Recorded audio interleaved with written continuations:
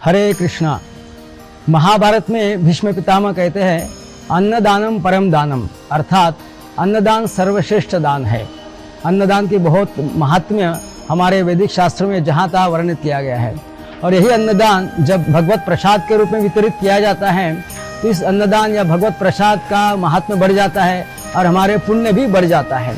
वराह पुराण में वराह भगवान कहते हैं जो अन्नदान करता है, भगवत प्रसाद वितरण करता है, वो सब कुछ देने योग्य जो कुछ है वो सब कुछ दे देता है।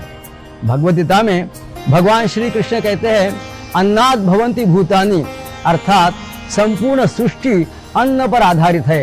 अर्थात अगर कोई व्यक्ति भगवत प्रसाद या अन्नदान करता है तो अन्नदान उस भगवत प्रसाद को ग्रहण करने से और उसको अन्नदान करने से व्यक्ति के अनंत जन्मों के पाप नष्ट हो जाते हैं और उसका पुण्य का उदय होता है।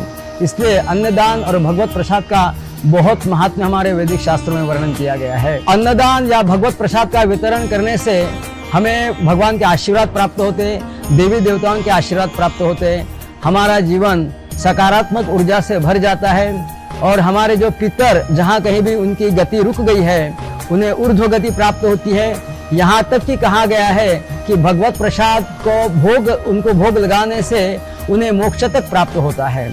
अन्नदान करने से हम हमारे जीवन के सभी पहलू में, सभी क्षेत्रों में हम यशस्वी हो जाते हैं। इसलिए अन्नदान और भगवत प्रसाद का वितरण करने का बड़ा महात्म्य है। आने वाले 30 मार्च को रामनवमी है और इस रामनवमी के उपलक्ष्य में विशाल शोभा यात्रा निकलने जा रही है। हम इस्कॉन नागपुर उसमें प्रचुर मात्रा में भगवत प्रसाद का वितरण करने जा रहा है। हम आप सभी से निवेदन करते हैं आप सभी लोग इस अन्नदान या भगवत प्रसाद के वितरण में सहभाग लीजिए। आप धान्य के रूप में या लक्ष्मी के रूप में सहयोग दे सकते हैं और इस तरह आप अपना जीवन सुखी, सफल और समृद्ध प्राप्त कर सकते हैं, भगवान की कृपा प्राप्त कर सकते हैं और अनंत पुण्य प्राप्त कर सकते हैं। हरे कृष्णा।